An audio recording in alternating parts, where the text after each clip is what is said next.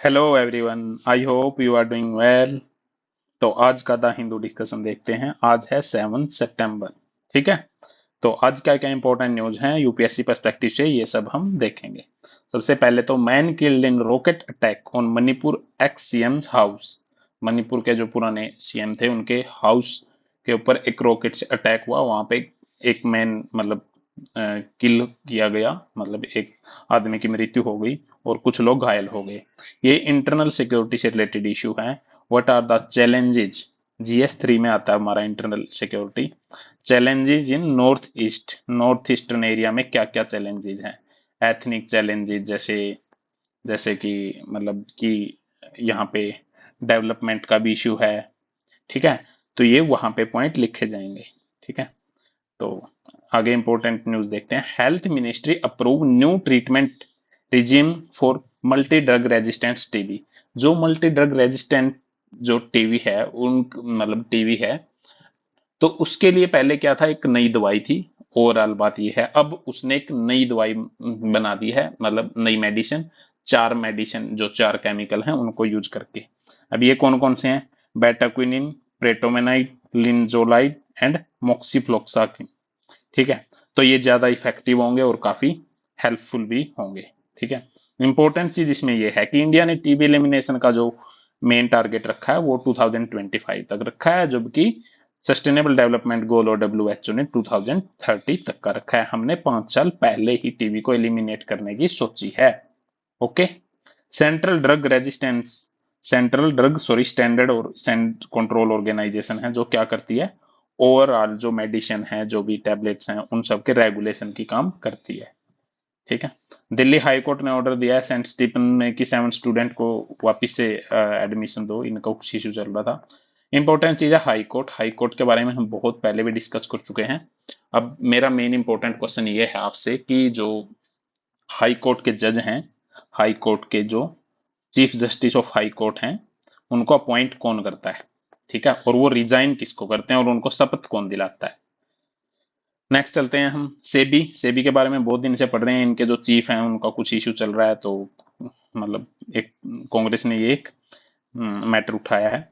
उसके बाद है आगे इंपॉर्टेंट चीज, ईडी, एनफोर्समेंट डायरेक्टोरेट। इसका पहले नाम क्या था? एनफोर्समेंट यूनिट 1956 में, फिर इसका नाम हुआ ईडी 1957 में। पहले किसके अंडर में आती थी ये? Ministry of home. फिर ये ministry of finance, department of revenue. अब department of revenue ministry of finance के अंडर में ये आती है, ईडी। ठीक है। अब इतने दिन में न्यूज में चल रही है तो इंपॉर्टेंट हो ही जाती है ईडी। अब देखो, after supreme court rap, Delhi government का जो वो है एक्सपेंडिचर एडवर्टाइजमेंट के ऊपर, वो 86% कम हो गया है। ये बार बार बढ़ता जा रहा था। देखो यहां से हमें क्या देखने को मिलता है, ऐसे ऐसे ग्राफ सिमिलरली GS 3 में बनाने होते हैं तभी मार्क्स आते हैं। जैसे कोई भी एक्सपेंडिचर है, ये तो नॉर्मल ग्राफ है, जैसे वो पहले इतना था इस साल में, फिर ये इतना हुआ, फिर इतना हुआ, ये दिखाओगे तो एक यूनिक आंसर दिखेगा। ठीक है। सुप्रीम कोर्ट के बारे में, अच्छा आज क्वेश्चन पूछता हूँ। सुप्रीम कोर्ट के जो 3 जजेज केस हैं, फर्स्ट सेकंड एंड थर्ड, वो आप बताने क्या होते हैं, रिकॉल करके उसको। सुप्रीम कोर्ट के जो जजेज हैं उनके रिमूवल का क्या प्रोसीजर होता है, आप लोगों ने वो बताना है। ठीक है। नेक्स्ट है फिर से supreme court, high court. High court flags lapses, ask CBI to probe murder case in Sena leader. CBI हमने डिस्कस कर रखा है। सीबीआई कौन सी बॉडी है बताओ? कॉन्स्टिट्यूशनल, नॉन कॉन्स्टिट्यूशनल या फिर मतलब एग्जीक्यूटिव? ओनम फेस्टिवल कहाँ मनाया जाता है? इंपॉर्टेंट आर्ट एंड कल्चर का क्वेश्चन है वैसे ये, मतलब सिर्फ ये तो एक ऊपर से ही पूछा गया है कहाँ मनाया जाता है, उसके बाद कहाँ सेलिब्रेट किया जाता है। इसके बाद इसमें इंपॉर्टेंट जो क्या क्या होता है ये भी इंपॉर्टेंट आ जाता है आजकल, जैसे डीप में जा रहे हैं यूपीएससी के क्वेश्चन। ठीक है। देखो, कलरफुल अमन कुडाज could be seen from a distance while men and even children with their body painted with tiger faces perform the customary Pulikali. ये परफॉर्म करते हैं और अपनी बॉडी को पेंट करवा लेते हैं टाइगर का फेस लगा देते हैं, ठीक है। तो ये सारी चीजें हैं। नेक्स्ट चलते हैं। नेक्स्ट है इंपॉर्टेंट आर्टिकल। देखो ये GS3 का इकोनॉमी का बड़ा इंपॉर्टेंट आर्टिकल है। देखो ऐसे ऐसे कीवर्ड को अगर आप आंसर में यूज करोगे, फिस्कल डेफिसिट, चलो ये तो ठीक है, fiscal prudence, stick to fiscal deficit as the norm for fiscal prudence, बड़ा इंपॉर्टेंट कीवर्ड है, ठीक है। अब इन्होंने टोटल ओवरऑल आर्टिकल में क्या बोला है कि जो फिस्कल डेफिसिट है, फिस्कल डेफिसिट की क्या होता है, उसके बाद डेब्ट टू जीडीपी रेशियो, डेब्ट टू जीडीपी रेशियो इंपॉर्टेंट की टर्म है। Revenue expenditure, capital expenditure, revenue expenditure, capital expenditure, revenue receipt,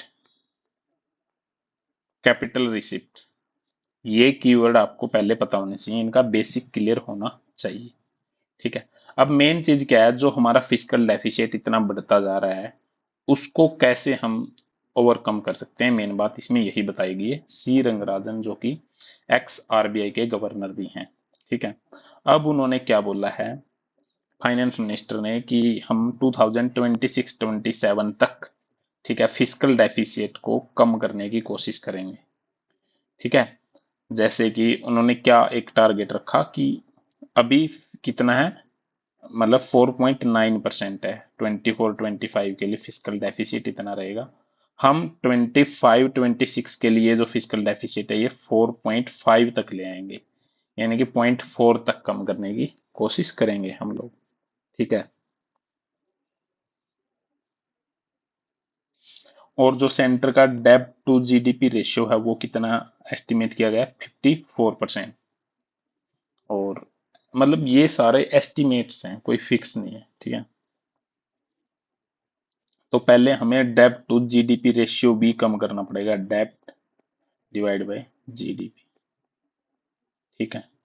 अब बताओ, अगर डेब्ट ज्यादा होगा, मतलब डेब्ट टू जीडीपी रेशियो, ठीक है, after this the central government aim to have only a reducing path of debt to GDP ratio without stating debt GDP target, specifying a path to reach that. This implies effective abandoning of central fiscal responsibility. एक act आया था FRBM act, fiscal responsibility budget and management act 2018, उसमें जो target था 40% था डेब्ट to GDP ratio का central government के लिए। अभी वो कितना हो रखा है, अभी हो रखा है वो 54%, यानी कि इसको ब्रीच कर रहा है। और 60% था combined, 60% for the combined government for an indefinite period, ठीक है। तो इसको भी हमें कंट्रोल में लाना होगा, ठीक है। तो अब इसने क्या बोला है, नॉमिनल जीडीपी हमने बता दिया। A falling path of GDP डेब्ट to GDP ratio can be ensured year after year while maintaining a fiscal deficit GDP ratio for the center at 4.5%।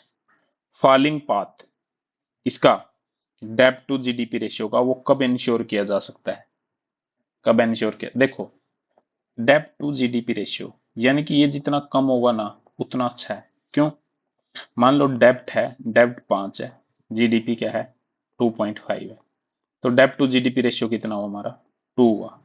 इसी तरह से मान लो डेब्ट है, वो है हमारा कितना, डेब्ट है हमारा कितना 5, और जीडीपी भी कितनी है हमारी 5, तो डेब्ट टू जीडीपी रेशियो कितना हुआ 1।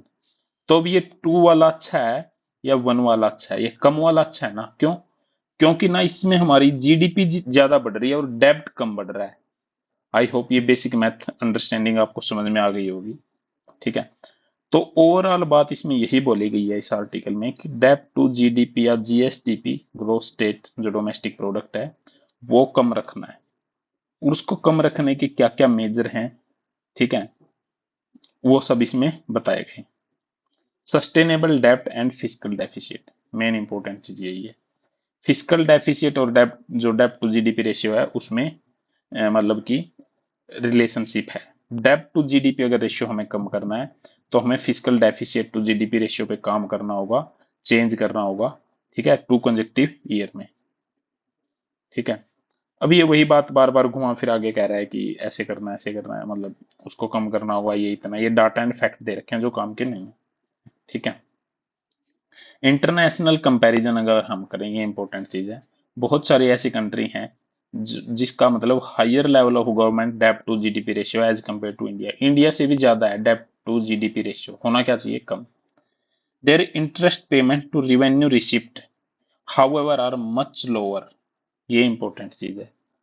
जो उनका रिवेन्यू होता है ना, जो उनके पास रिवेन्यू रिसिप्ट आती है, मान लो टैक्स से आ गया या नॉन टैक्स से, वहां से जो इंटरेस्ट पे करते हैं वो बहुत कम है। लेकिन डेब्ट टू जीडीपी रेशियो ठीक है ज्यादा है, लेकिन रिवेन्यू रिसिप्ट से वो बहुत कम पैसे पे करते हैं। ठीक है, interest. For example during 2015-19 the ratio of interest payment to revenue receipt average only 5.5, 6.6 and 8.5। अगर इनका रिवेन्यू शो है ना, तो जो मतलब इंटरेस्ट पेमेंट है वो कितनी करनी पड़ती है रिवेन्यू रिसिप्ट में से, जैसे कि जापान को सिर्फ 5 रुपए पे करने पड़ते हैं, यूके को सिर्फ 6 रुपए, और यूएस को 8.5 रुपए। ठीक है, अब मेन बात क्या है, और इंडिया को कितने करने पड़ते हैं, 24 रुपीज। तो इंडिया को अपने रिवेन्यू रिसिप्ट में से सिर्फ ब्याज का पैसा उतारने में लग जाता है।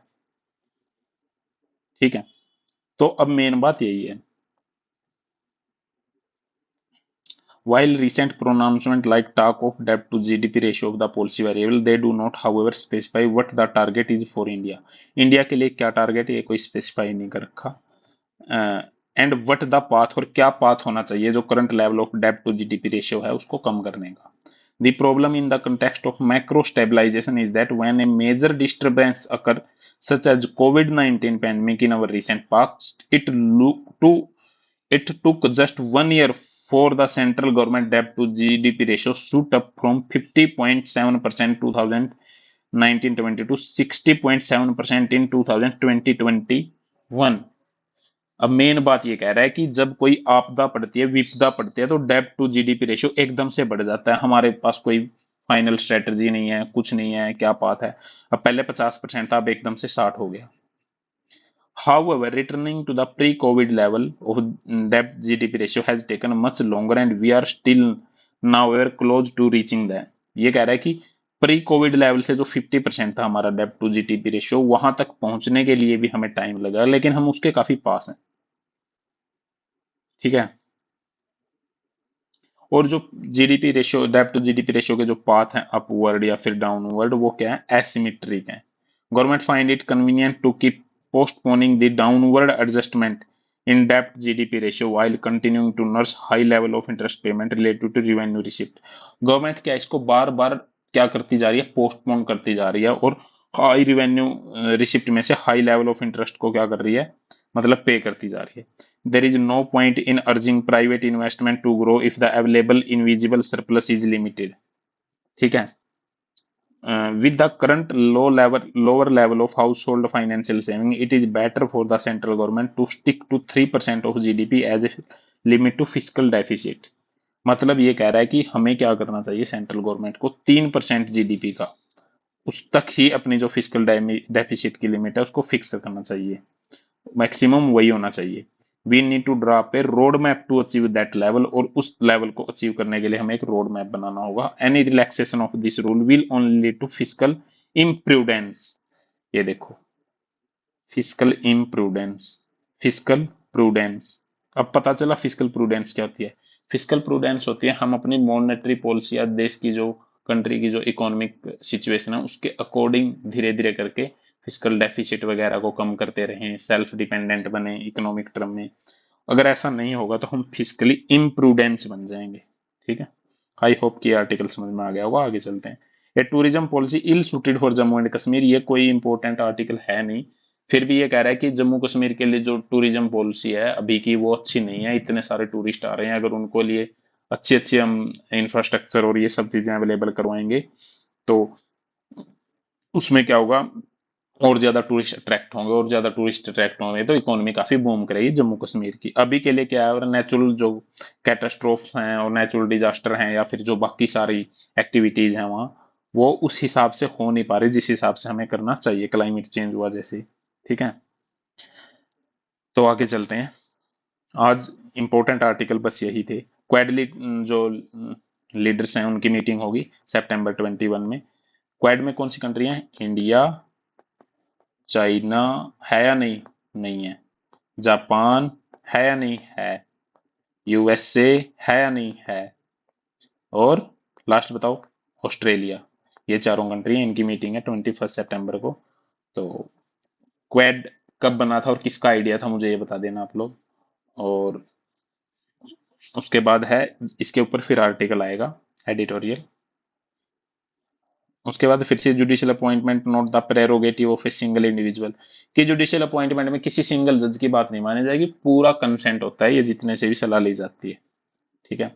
बंगाल के गवर्नर ने क्या किया है, अपराजिता बिल जो वहां पे रेप हुआ था उसके लिए फिर बंगाल गवर्नमेंट एक रेप वो बिल लेके आई, उसके बाद उस बिल को फाइनली गवर्नर ने पास कर दिया जिसमें डेथ पेनल्टी थी, और अब उसको प्रेसिडेंट के असेंट के लिए भेजा गया है।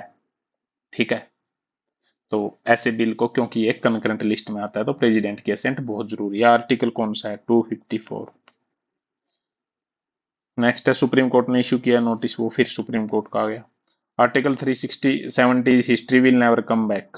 अच्छा, आर्टिकल 370 आपको समझ में आ गया। नेशनल टाइगर कंजर्वेशन अथॉरिटी बड़ा इंपॉर्टेंट चीज है। उन्होंने बोला है कि देखो, टाइगर जो जोन है ना, वहां पे कोर एरिया में भी कुछ ट्राइबल लोग रह रहे हैं। ठीक है। एक होता है कोर एरिया, एक होता है उसका बफर एरिया। जो कोर एरिया होता है ना टाइगर जोन का, वहां पे नहीं रह सकते कोई भी ट्राइबल्स या कोई भी। बफर एरिया में रह सकते हैं, लेकिन उसको रेगुलेट किया जाता है। National tiger conservation authority. ठीक है। WPA 1972 के अकॉर्डिंग एक एक्ट आया था नेशनल टाइगर कंजर्वेशन अथॉरिटी से रिलेटेड 2005 में। तो ये 2005 में बनी थी, 5-6 में। और ये क्या करती है, टाइगर की सेंस मतलब कॉन्सेंसस भी करती है, जनगणना जैसे, हर 4 साल बाद। 2006 में हुई, फिर 10 में हुई, फिर 14 में हुई, फिर 18 में हुई, फिर 22 में हुई। ठीक है। ये है बात इंपॉर्टेंट। ठीक है, यही बात कहा है इन्होंने कि वहां से जो कोर एरिया है वहां से लोगों को हटा दिया जाना चाहिए। Core zone refer to the portion of a tiger reserve where tribal cannot live and activities such as hunting and collecting forest produce is banned है। ये सब चीजें वहां वहां अलाउड नहीं है। ठीक है। कोर और बफर जोन के बारे में आपको पता होना चाहिए। ठीक है। सबसे ज्यादा टाइगर किस स्टेट में है? सबसे ज्यादा टाइगर इंडिया में। सबसे पहला टाइगर रिजर्व कौन है? कौन सा है? सबसे ज्यादा टाइगर MP में। सबसे पहला tiger reserve Corbett national park, sorry national park है वो। कॉर्बेट नेशनल पार्क कहाँ? उत्तराखंड में। कब बना था? 1936 में। पहले क्या नाम था उसका? Henle national park. फिर क्या? Jim Corbett national park. ठीक है। कौन सी कंट्री से हम बहुत सारे मतलब टाइगर्स को लेके आए हैं, ये बताओ? कहाँ से? नामीबिया से। नेक्स्ट चलते हैं। हम अफ्रीकन शूट कर दिए गए हैं वेस्ट बैंक में, इसराइल में। मैप में देखेंगे तो इस तरह से आज का न्यूज़पेपर है, उसमें एडिटोरियल एक ही इंपॉर्टेंट आया हुआ था, वो मैंने आप लोगों को बता दिया। तो आई होप कि आप लोगों को ये चीजें समझ में आई होगी। आप चैनल को शेयर और सब्सक्राइब कीजिए और वीडियो को लाइक जरूर कीजिए, सो दैट अगर कोई भी आपको लग रहा है कि कमी है तो उसको कमेंट बॉक्स में लिखिए, सो दैट हम क्या कर सकें, ये जो वीडियो है और ज्यादा बच्चों तक पहुंच सके और वो भी उसका फायदा उठा सकें। ठीक है। Thank you guys, take care.